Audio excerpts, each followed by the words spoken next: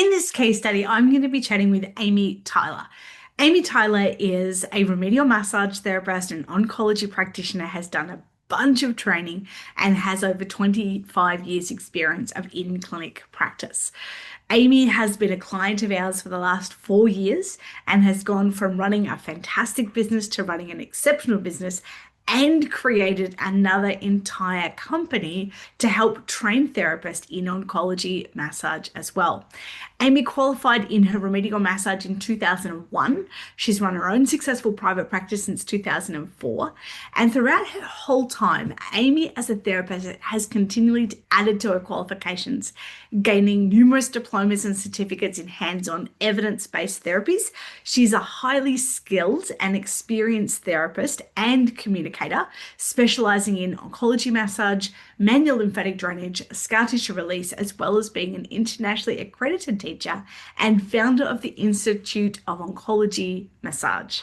We are so excited to have Amy join us. She's going to be sharing her experience of not only why she was in the program, but why she started, what made her want to join, and the incredible things that she has been able to create since, and the amazing work that she continues to do and the impact that she gets to create. Hi, Amy. How are you today? Hi, Leash. I'm well, thank you. How are Thank you you? so much for joining me. I'm so excited to be able to connect with you. You are an extremely busy woman running two amazing businesses, plus all the other incredible work that you do.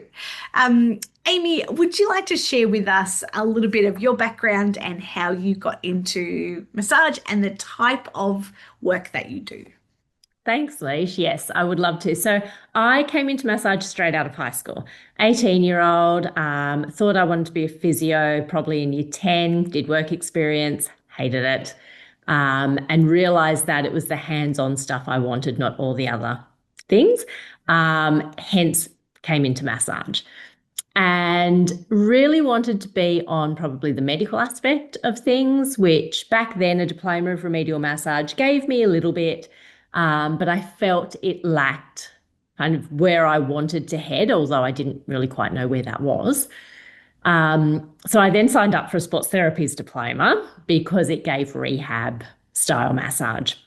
So yes, I got the rehab, loved that aspect of things, but wasn't really into sports. It was still more that medical aspect, and fell into a lymphatic drainage diploma when I had a lymphatic drainage massage and loved it. So found out a bit more about it and realized that it had something to do with this thing called lymphedema. And that is, I think, what really intrigued me. That was that medical aspect I didn't know about, but I was kind of seeking. So I got into the lymphedema world, and most patients I was putting hands on had had a cancer history, which had triggered their lymphedema. So that is what I suppose tweaked my interest. And there wasn't really much back then at all. We were being taught not to work on cancer patients when I did my training back in the early 2000s. And suddenly I was working with cancer patients because I was doing the lymphedema work. So I was lucky enough to see Eleanor Oyston, who kind of brought oncology massage to Australia very early days, do a presentation, and jumped on board her training and did everything up to the in-hospital training with her in oncology massage. So that kind of brought me to, I suppose, where I am today, where oncology massage is one of my main niches. Most cancer patients happen to have surgery, so have scars, which tweaked my interest in scars. And likewise, not much back in the day, so intuitively just worked with them. And then when I started to see a few courses come out, did everything I could. And yes, oncology and scars are my two main niches now. So I run my clinic in a private practice and inside a cancer support centre at a local hospital. With those two things, and then the knowledge base of lymphedema and being able to work with that as a side to the cancer treatments. So, Wow. Wow. yeah. And then you also teach therapists Yeah. oncology massage and scars as well. Do you want to tell us a bit about the Oncology Institute? Yeah, so I had been teaching oncology massage for a number of years when I decided that I wanted to set up my own organization and be able to teach a lot of different things that I could bring to it from my lymphedema training, my rehab training, all that kind of thing. So I set up the Institute of Oncology Massage and created a online learning platform for qualified remedial massage therapists and myotherapists to be able to train no matter where they are in Australia, the most rural areas, or even no matter where they are in the world, to be able to become a qualified oncology massage therapist. And I got the training accredited through Society for Oncology Massage, which creates the world standards in those trainings. So the training kind of allows people to work with anybody who has had a cancer diagnosis, no matter what that cancer diagnosis is, no matter how rare the cancer is or how common it is. Wow. And so you obviously balance two types of businesses, one very in person, very present, very intense, and then one online as well. Um, and this was something that we at the Health Leader Co helped you to create, not the content, that's your Yeah. brainchild, your IP, etc., but helping establish that. Can you tell us a little bit about what the process was like going from a hands-on therapist face to face to then creating something online? What was that process like for you? It was a bit haphazard. I think as people hear me talk doing lots of different things over the years, interviews and things, they realize that often my plans are hatched in my head. I don't really have a laid out plan of how to do things. And I often jump from one thing to another thing and then realize that I really should have started back at another spot to actually do something properly. I get there in the end. So coming from clinic, I had a lot of knowledge base sitting up in my head. I needed to get that out because that's obviously got to come into the platform for the students to learn. Some of that was done voice recordings, some of it was done just typing things out.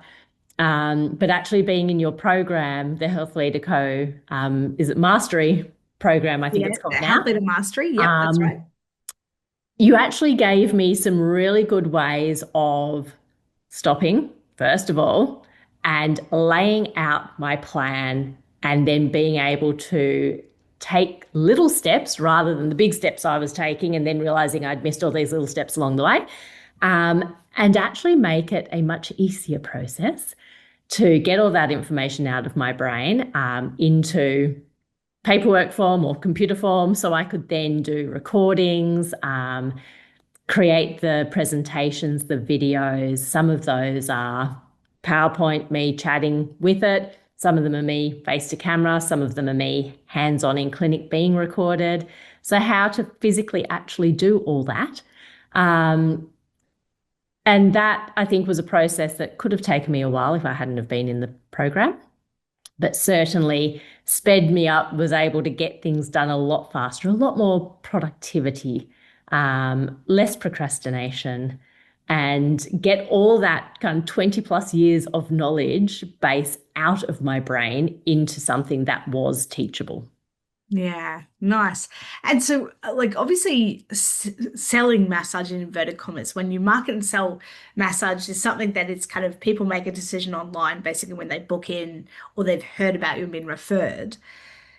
That doesn't always transpose to going online and then having to market something to a cold audience that you've never experienced marketing to that level before and then charging premium, a few $1,000s. And like, what was that transition like for you to go from face to face? And you've always charged well for what you do. Yeah. However, $150 to $180 is a little bit different to like 2 to 3,000.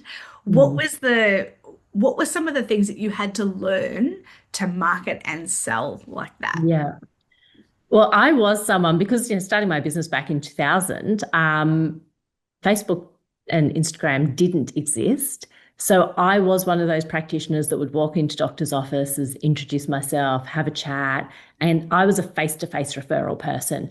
So that doesn't work as easily for courses like this. Yes, it does. We have networking events and things where you can chat with people. But when you're setting up a business, that's not the thing that's really going to kick your business over. So I remember coming into your program and you were like, so how often do you post on Instagram? And I was like, I don't have Instagram.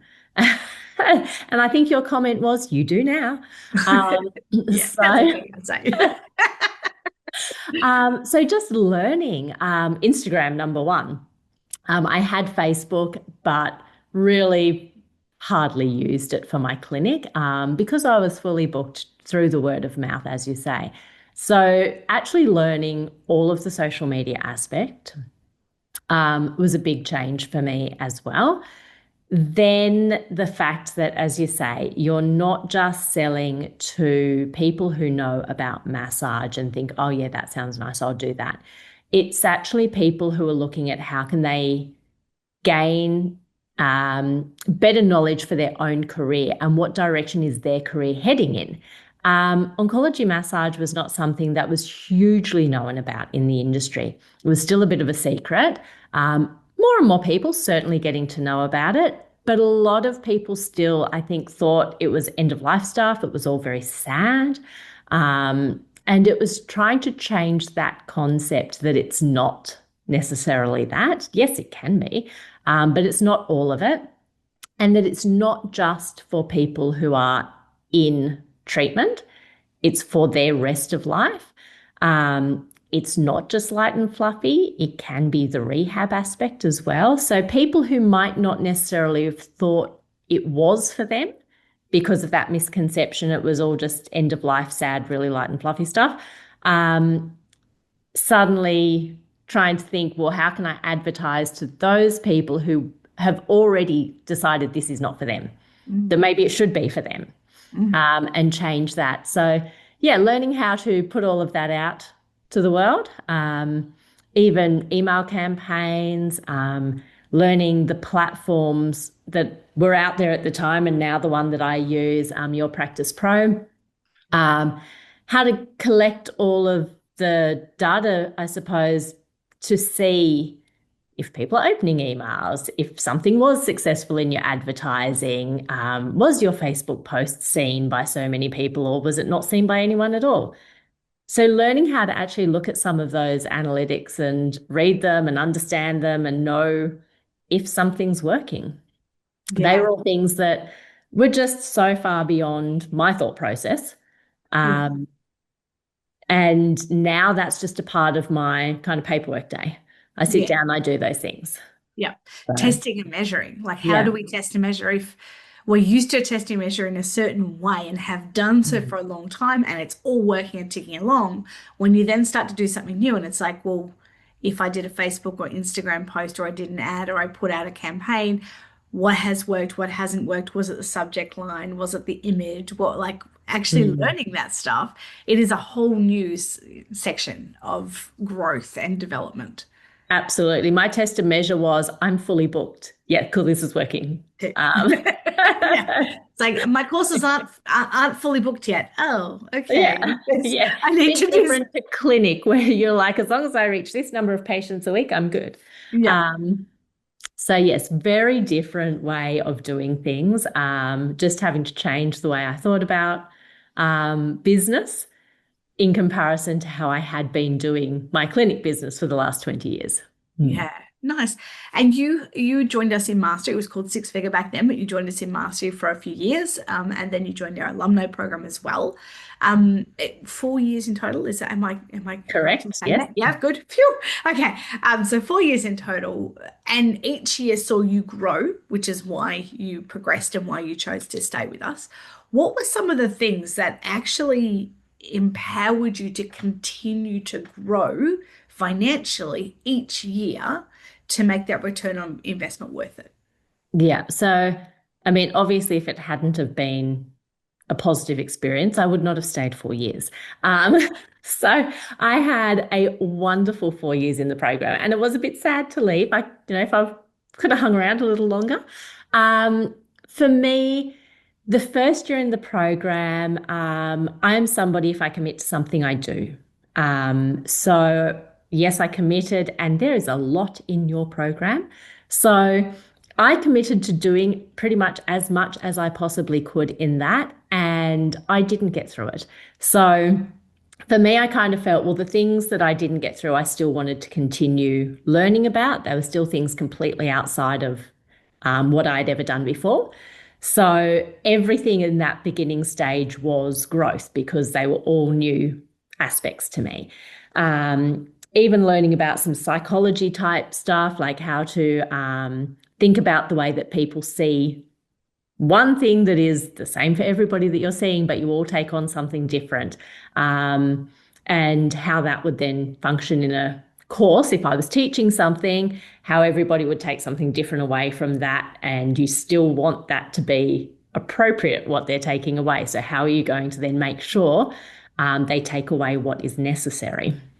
Um, so yes, continually just dipping my head into the program, and I did have to take some time out of my clinic. So I had to be mindful of the fact that if I had committed to this big program to actually have big growth myself, I had to make space for that in my life. And running a clinic full time didn't allow that space. I needed to have some time out. So I just committed to, if you had weekly meetings, I was at every single weekly meeting because I could only gain from you guys if I was there in the program. If I didn't show up, I wouldn't get. So, yes, for me, it was an all in. And then attending the face to face programs as well. I pretty much committed to all in on that, and thought, nope, I'm paying this amount of money. Why would I not Mm, attend this? I've got to make this work no matter what. mm, Um, and actually, you know what? Like, I think if you don't do those things, you actually really miss out because it's hugely fun as well as a lot of growth. mm. So you don't just want to do the growth scary stuff. You actually want to do all the fun stuff as well. Yeah. That Yes. Yeah. that brings the enjoyment to it. It builds the connection. The other people who are in the program are also people who are obviously wanting growth. Mm, And to suddenly be in an environment where everybody is trying to head on a similar path. So not the same path, but you're all headed in a similar direction of personal and business growth. mm, Um, that is rare. mm. You don't get that in your everyday life. You don't get that in your families and your friendship groups. People might be doing things, but you're not necessarily a part of it. Yep. So to suddenly be in an environment where you are a part of all of that, I think that actually feeds you Mm, more. So then you want more. mm, Um, so to continually come back for 4 years was because mm, that environment, I think, becomes something that you don't want to miss out on the growth that you see yourself mm, gaining. mm. So it got to a point where I think I'd reached a certain amount of growth. And then it was like, okay, actually, I need a bit of time out from this because it has been so intense for 4 years. Mm. And I now need to do all the things that I've learned. I need to implement all the things that I've got. Um, and then once I've done that, I can then make space in my life for more growth. Yep. So it had just kind of 4 years had got me to that point where I was like, okay, I now need to stop. Yep. um, so yes, I think it's one of those things that if you do come into it, commit, put your heart and soul into it because you gain so much more for you if you do that. Yeah. As scary as a lot of it is. Yeah. Mm. And I think that there is so much that happens, particularly in our intensive rooms, that 80% of it happens at the front of the room. You're sitting there, you're learning, etc. But some of the most, and this is the biggest feedback we get, it's some of the most beautiful, impactful stuff. That 20% is actually the other people in the room and the stuff that happens over coffee, over cocktails in your case, Yeah. over, actually, like you said, having fun because it's not Yeah. just, oh, good, the learning's done. We go back and water cooler talk, or, it's like the Mhm. learning's done. Now we continue the learning over drinks. Yes, let's Yeah, do you're that. And processing. laughing and then crying and like and then laughing again. And it's not just the cocktails. Like it's actually that deep connection because like everyone is like they're all in the river. Yeah, they're all in the river and they're floating along and we're doing the work together. Yeah. And that's such a powerful place to be that you're right. We don't get that in just, in particular any PD or in Mm. our family life where it's like everyone is headed in a similar direction and we all want to actually grow to that next level. Yeah, and I think that's very empowering when, as we mostly are sole traders, we've got people who are now creating businesses and employing staff. But even those people who are doing that, they're the boss. They're not sitting with their staff having those conversations. So, who else do we have these conversations with? Who else actually gets us, massage therapists? I had a lot of advice from different people over the years, and so much of it I just kind of went, yeah, thanks, and walked away thinking, well, I'll never do that. Mainly because it was so not relevant to massage. Mm, It was not relevant to my business, or it was advice that I was like, I don't think you've ever run a business. mm, I think you're trying to give me advice from an aspect of you think you would do that if you ran a business, but like that's not going to work. mm, So to actually have advice from other people who are running a business and to see, even if you might not have done something yourself, but to see what has been really positive for the other people in the room in them running their business and then going, that might work for me.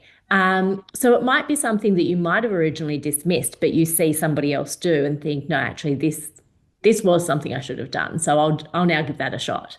yeah, Um, so just having those people who you feel get you, truly understand the business as well that you run, I think is hugely important and is lacking in our industry in so many ways.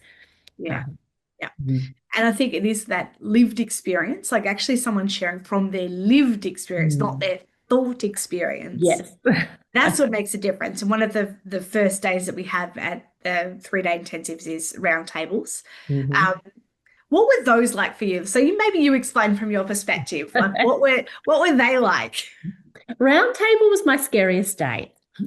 Um, because we get one question. So one question to get advice on from everybody else. Look, I loved the advice part. I loved all of the information given to me. For me, it was the question, how do I get this question? And often I'd have 3 months between retreats or intensives, and I'd think, I know this is coming. I've got to have a question. What am I going to ask? I think having been a sole practitioner for so long, I was so used to not asking for help from people that I struggled to do that part. And it took me 4 years to probably only really get to it at the very last intensive, maybe. And I was still struggling a bit with that asking question.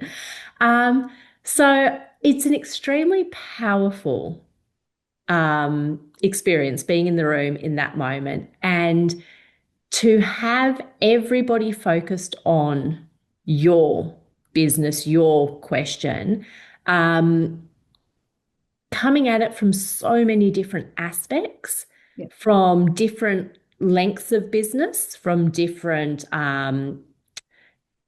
cultures as well, because we all think very differently on how we were brought up, what societies we were brought up in as well. Bring all of that into it. It actually, I think, also helps you form so close a connection with all those people in the room because you have to have trust. You have to open yourself up.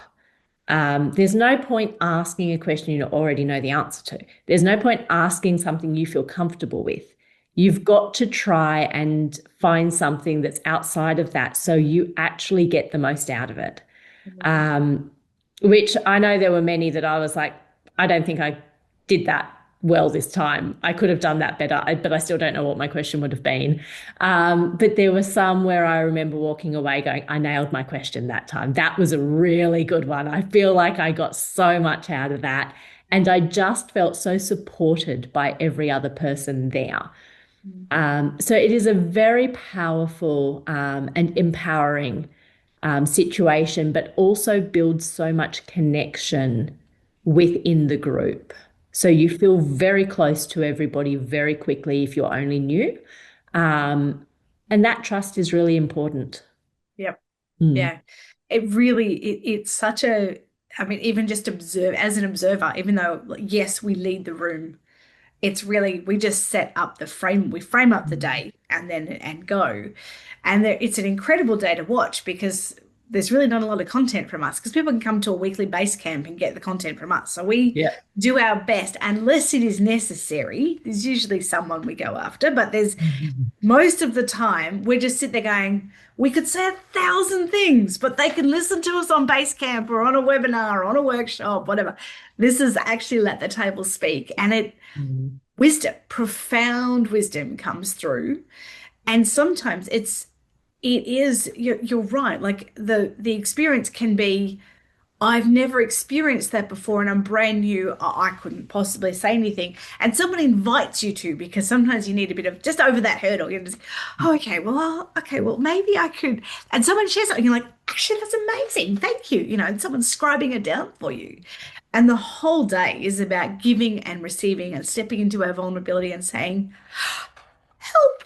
Like it is really scary asking a Yes. whole room and then having eyeballs just stare you down. And you're like, ah, like this is, and I'm like, I know because I experienced these days myself when I first had business coaching. And yeah, I love them. I think they're a really profound day, and I've certainly loved the ones that you have been a part of, where you can see it's definitely a stretch, but Yeah. also to see the unbelievable growth that comes from each of them, Yeah. is phenomenal. So And yeah, you walk away with so much for your own question, but you walk away with so much from what everybody else has asked because some of those things you think, oh, that could also be an issue I'm having, but I didn't realize that. Or somebody else is doing something that you're like, oh, yeah, no, I do a lot of that, whatever. But somebody comes out with an idea that you're like, oh, I don't do that. And suddenly it's an idea that you can take away and kind of build on. yeah. So you walk away from so much more than just what you think in the moment when you're putting your own question out there. Yeah, nice, nice. And I mean, I'm guessing that for the caliber of people that you would speak with from outside our program as well, hearing stories of other people's experiences in coaching programs, etc. What would you say are some of the differences that you experienced when you were in mastery to what you heard other people sort of sharing? Yeah. So I'd watched you guys for probably, I don't know, 5 or so years. I'd stalked you online before I signed up. And I hadn't really thought I needed business coaching. I ran a successful clinic. I wasn't needing something. And when I joined, there was just a lot more than I think I anticipated was going to be in the program anyway. I talked to some other people about business coaching, some other business coaches kind of around the similar time. And most of it was talking about like trade for overseas and things that just weren't relevant to me. And I thought, I don't think these people would get my business. Coming in, you guys obviously get massage, so that's tick number one. But then the online program, being able to work with us to teach us how to do that ourselves, because you're doing it yourself. So you're giving from a learned experience and a lived experience, not just because, oh, someone's taught me that, so therefore I can teach you that. Um, it's both sides of that aspect. But I've also heard from a lot of people that when they have signed up, they didn't get as much support as they anticipated they would, or what they thought they should have done for the money they were paying. I always felt supported. I felt we had so much connection with you guys throughout the week. We had multiple opportunities every week. to be connected with you. We had the incredible platform that has all the information on it. So if you didn't physically get back to us with a question with the full answer anyway, you got back with an exact link to the video that gave us the instructions on what to do. And it was one or the other. So we were getting the full answer either way. The connection within the program, whenever we had a struggle with something, or if we got a bit stuck in one area, we were progressing and then suddenly there wasn't much progression. There was that accountability of why, what's happened here? We've, been going really well and then suddenly things have stopped, or there was always follow through, there was always backup, and I always felt like the conversations we had actually been physically held. They weren't just, in one ear, out the other. And then next time you come back on, if you brought something up, oh, did we have a conversation about that? No, it was always like you knew that you'd had that conversation. You'd already thought through a couple of things post that conversation, and you'd often then bring them back to the next conversation and say, oh, I've been thinking about this, and just give a little bit more. So for me, I found that I got way beyond what I expected to get in the platform and the program. I got way more support than I expected to get. And I felt like every step of the way, even though I didn't necessarily know where those steps were leading on some occasions, there was purpose to every single thing that was kind of suggested to me or given to me. And yes, and I've just heard from a handful of friends who have done other programs that has been a little bit lacking along the way for them. And they've decided that, they give it a year and they're out again. So obviously I gave you guys 4 years, and then I struggled to leave a little bit because I knew how much fun I'd had in the program. And I remember leaving and saying, but I can come back at some point. Yes. So. Definitely. She's like, I've got my eyes on it. I've got a few things to do, but I've got my eyes on it. So yes, it's obviously been an extremely positive experience for me, and it was beyond what I anticipated I'd get when I knew I'd signed up for a year, and I kind of said to my family, I'm just going to give this a year. 4 years later. I love that. I love that. Amy, is there anything else that I haven't asked you today that you wanted to share with our audience? Oh, look, all I would say is, if you've got any hesitation, just put that aside. Step into the program, give yourself time. So if you need to, write one client off a day and just put that space into doing this work, it will benefit you long term, and the money will come back at you. So yes, put your whole heart and soul into it, and you will get 10 times more out of it. It was just one of the most wonderful experiences for me. Thank you so much, Amy. It has been a delight working with you, and also appreciate your time today. So thank you so much. Absolute pleasure. Thanks, Leash.